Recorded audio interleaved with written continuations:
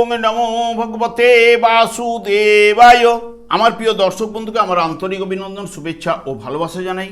আমি আশা করি অনাদির আদি গোবিন্দের অশেষ করুণায় আপনারা সকলেই কুশল আছেন। আজ আপনাদের কাছে যে গুরুত্বপূর্ণ বিষয়টি নিয়ে আলোচনা করতে চলেছি, অসুর গুরু শুক্রের প্রবেশ কর্কট রাশিতে 9/6/2026 থেকে 4 জুলাই 2026 পর্যন্ত অবস্থান করবে এবং 3টি নক্ষত্রের মাধ্যমে কর্কট রাশিটি অতিক্রান্ত করবে। এবং আগে থেকে দেবগুরু বৃহস্পতির ঠিক কর্কট রাশিতে অবস্থান করছে এবং অসুরগুরু এবং দেবগুরুর মহামিলন কিন্তু ঘটতে চলেছে। তাই কর্কট রাশি বা কর্কট লগ্নের জাতক জাতিকারা আপনারা কেমন ফল পেতে চলেছেন তা আমি আচার্য কমল শাস্ত্রী আপনাদের কাছে এই ভিডিওতে বিস্তারিতভাবে আলোচনা করব। ধৈর্য সহকারে আপনারা ভিডিওটি দেখবেন।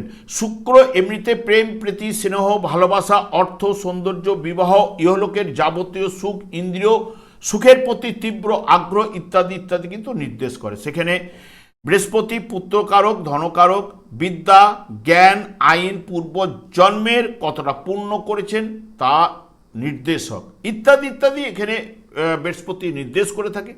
তবে এখানে বৃহস্পতির সঙ্গে অসুরগুরু এবং দেবগুরুর যে মহামিলনে অতি অবশ্যই রাশিভাবে আপনাদের বৃহস্পতি তুঙ্গস্থ অবস্থায় আনন্দের জায়গায় অবস্থান করছে এবং শুক্র এমনিতে মেয়ে ছেলে এবং যেটি চন্দ্রের ঘরে অবস্থান করবে, যেটি শুভ প্রভাব কিন্তু দুজনেই নৈসর্গিক শুভ কারক, শুভ প্রভাব কিন্তু বিস্তার ঘটাতে পারে। তবে 9 জুন থেকে 11 জুন অবস্থান করবে আপনার পুনর্বসু নক্ষত্রে, যেটি বৃহস্পতির নক্ষত্রে। কর্কট রাশিতে এমনিতে জলরাশি এবং চর শক্তি রাশি এবং শুক্রের অবস্থানে মায়ের প্রতি একটা টান থাকবে, বিদ্যা শিক্ষায় মন থাকবে, প্রেম, প্রীতি, স্নেহ, ভালোবাসা থাকবে, উদার মানসিকতা, জনসাধারণের সাথে সম্পর্ক কিন্তু ভালো থাকবে এবং স্ত্রীর সম্মান রক্ষা করবে। সরকার বা সমাজ থেকে সম্মান লাভের জায়গাটাও কিন্তু উঠে আসবে।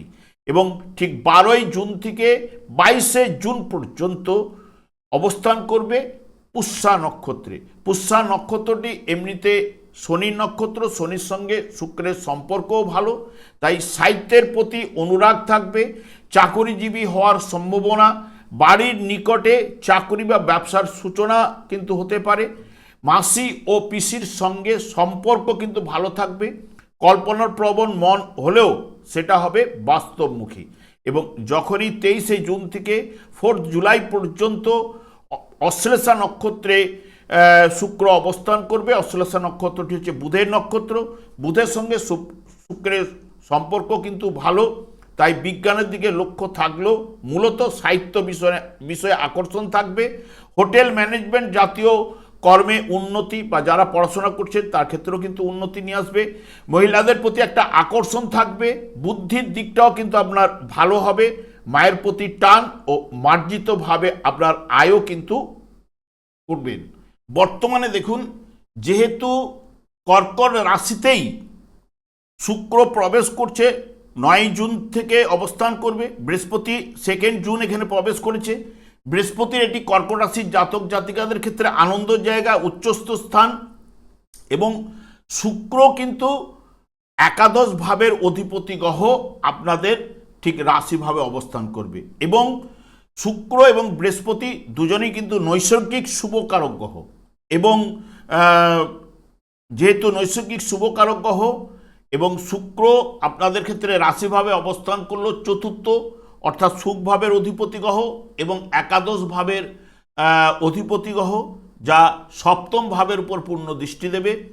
এবং বৃহস্পতিও আপনাদের তুঙ্গস্থ অবস্থায় রাশিভাবে অবস্থান করলেও আপনাদের ক্ষেত্রে ষষ্ঠ এবং ভাগ্যভাবের অধিপতি গ্রহ, যা আপনাদের ঠিক এখানে পঞ্চম ভাবে বৃশ্চিক রাশিতে দৃষ্টি প্রদান করবে এবং তার সঙ্গে সঙ্গে সপ্তম ভাবে দৃষ্টি প্রদান করবে এবং নবম ভাবেও কিন্তু দৃষ্টি প্রদান করবে। যেহেতু এটি রাশিভাব, তাহলে রাশিভাব মানে জাতক নিজে এবং জাতকের ব্যক্তিত্ব এবং শারীরিক গঠন, স্বাস্থ্য, চেহারা, সৌভাগ্য, দুর্ভাগ্য, মান সম্মান, মাথা, এবং যেহেতু রাশিভাব থেকে বা লগ্নভাব থেকে যাবতীয় কিন্তু বিচার বিশ্লেষণ কিন্তু করা হয়ে থাকে।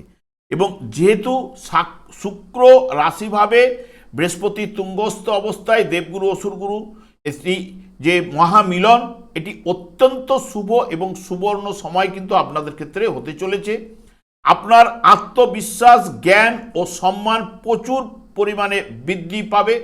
সমাজে গ্রহণযোগ্যতা আপনার কিন্তু বাড়বে এবং এদের মিলনে রাশিভাবে আপনার চেহারার মধ্যে একটা আকর্ষণ কিন্তু বাড়বে, ব্যক্তিত্বে একটা জৌলস আসবে এবং অন্যদেরকে আপনি মুগ্ধ করতে পারবেন।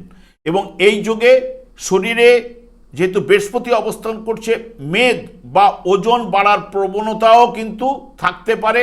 অতিরিক্ত মিষ্টি জাতীয় দ্রব্য বা দুগ্ধ জাতীয় দ্রব্য বা চর্বি জাতীয় খাবার খেতে থেকে একটু বিরত থাকতে পারলে আপনাদের ক্ষেত্রেই কিন্তু ভালো। এবং বিশেষ করে অবিবাহিতদের জন্য বিবাহের কিন্তু শ্রেষ্ঠ সময় কিন্তু উঠে আসবে। আপনি যদি কাউকে পছন্দ করেন তবে এই সময় আপনি প্রস্তাবও কিন্তু দিতে পারেন। দাম্পত্য জীবনে আনন্দ লাভ, নিবিড় ভালোবাসা, সম্পর্কের গভীরতা বাড়বে এবং জীবনসঙ্গীর সাথে কোনো রোমান্টিক ভ্রমণের সুযোগও কিন্তু আসতে পারে। যেহেতু সপ্তম ভাবের উপর পূর্ণদৃষ্টি, নবম ভাবের উপরে পূর্ণদৃষ্টি, অনেকের বিয়ের পরেই কিন্তু স্ত্রীর ভাগ্যে বা স্ত্রী হলে স্বামীর ভাগ্যে তার জীবনটা কিন্তু বদলে যেতে পারে। পরিবারে কোনো মাঙ্গলিক অনুষ্ঠান বা সুখবর আসার সম্ভাবনাও কিন্তু রয়েছে, কারণ যেহেতু পঞ্চমভাবে দৃষ্টি প্রদান করবে।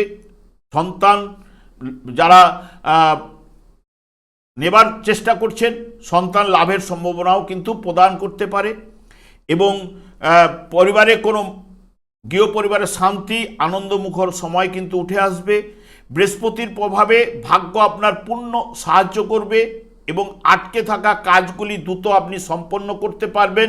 বৃহস্পতির দৃষ্টি যেহেতু পঞ্চম এবং নবম ভাবে থাকায় ব্যবসা চাকরিতে উন্নতির যোগ কিন্তু আপনাদের রয়েছে। আয়ের নতুন পথ কিন্তু প্রশস্ত হবে এবং শিক্ষা, পরামর্শদাতা, সৃজনশীল পেশায় আপনার দারুণ ফল কিন্তু প্রদান করবে। যারা বিশেষ করে ভূমি, জায়গা, সম্পত্তি, যানবাহন কেনার জন্য পরিকল্পনা করে রেখেছেন তাদের জন্য এই সময়টি কিন্তু অতি শুভ হবে। ছাত্রছাত্রীদের জন্যও সময়টি কিন্তু আশীর্বাদ স্বরূপ। উচ্চশিক্ষার জন্য বিদেশ যোগ, ধর্মীয় কাজে বা জনহিতকর কাজে আপনার আগ্রহ কিন্তু বাড়বে এবং মানসিক দিক দিয়ে আপনি কিন্তু শান্তি পাবেন অতি অবশ্যই। এই জায়গায় সুখাদ্য ভোজন, দৈনন্দিন জীবনে শুভত্ব এবং দাম্পত্য পারিবারিক জীবনে আনন্দ বৃদ্ধি, আধ্যাত্মিক চেতনার বিকাশ ঘটবে। সৌভাগ্য আবেশে আপনি লিপ্ত হতে পারেন এবং চাকুরিতে সম্মান, উন্নতি, সুনাম লাভ এবং এই জায়গায় বিরাট সাফল্যের সংকেত কিন্তু আপনাদের বিশেষ করে প্রদান করবে। তীর্থাদি বা ধর্মস্থানে আপনার পর্যটন হতে পারে এবং বিবাহের যোগ, প্রেমে সফলতা এবং সন্তানের দ্বারা আপনি গর্ব অনুভব করতে পারেন। ব্যবসায় অর্থ লগ্নিতে আপনাকে সাফল্য, প্রভাব, প্রতিপত্তি বৃদ্ধি ঘটাতে পারে।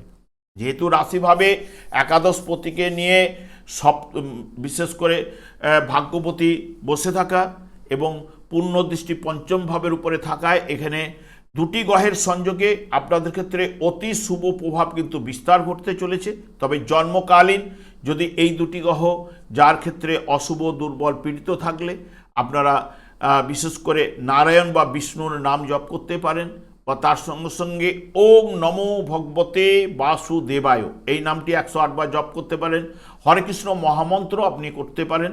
দেখবেন এই নাম জপে আপনার কিন্তু যার গ্রহটি অশুভ, দুর্বল, পীড়িত থাকলে কিছু না কিছু শুভ প্রভাব কিন্তু বিস্তার ঘটাতে পারে। আমি আর দীর্ঘায়িত না করে আমি আচার্য কমল শাস্ত্রী প্রত্যেক বুধবার এবং শুক্রবার সন্ধ্যা 8:30 এই ইউটিউব চ্যানেলে লাইভ অনুষ্ঠান করে থাকি।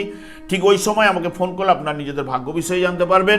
তাছাড়া বিভিন্ন ধরনের ভিডিও আপলোড করে থাকি, সেগুলি পাওয়ার জন্য আমার চ্যানেলটিকে সাবস্ক্রাইব করে বেল আইকনে ক্লিক করে রাখুন। যখন আমি লাইভ অনুষ্ঠান বা যে কোনো ভিডিও আপলোড করলে আপনাদের কাছে নোটিফিকেশন পৌঁছে যাবে। আমি অনাদি গোবিন্দের কাছে প্রার্থনা করি আপনারা ভালো থাকুন, সুস্থ থাকুন, আনন্দে থাকুন। আজ এই পর্যন্ত, পরে ভিডিও দেখা হচ্ছে।